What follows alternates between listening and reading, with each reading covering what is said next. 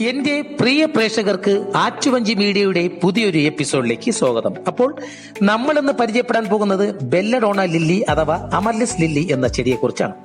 അമലില്ലിഡേസി കുടുംബത്തിൽപ്പെടുന്ന ഒരു ബൾബ് ചെടിയാണ് ബെല്ലഡോണ.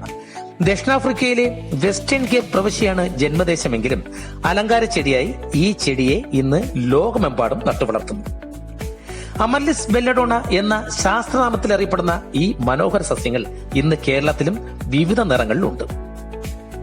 വളരെ ഈസിയായി നട്ടുവളർത്താൻ പറ്റുന്ന ഒരു ചെടി കൂടിയാണ് ബെല്ലഡോണകൾ. കൂടാതെ നല്ല സൂര്യപ്രകാശം ലഭിക്കാത്ത ഏതൊരു ഭാഗത്തും വളരെ ഈസിയായി വളരുന്നു എന്നുള്ളത് വലിയൊരു പ്രത്യേകതയാണ്. വീടിനകത്തും പുറത്തും ചട്ടിയിലോ അല്ലാതെയോ ഈ ചെടി നട്ടുവളർത്താം. വെള്ളം വാർന്നു പോകുന്ന മണൽ കലർന്ന മണ്ണാണ് കൂടുതൽ അനുയോജ്യം.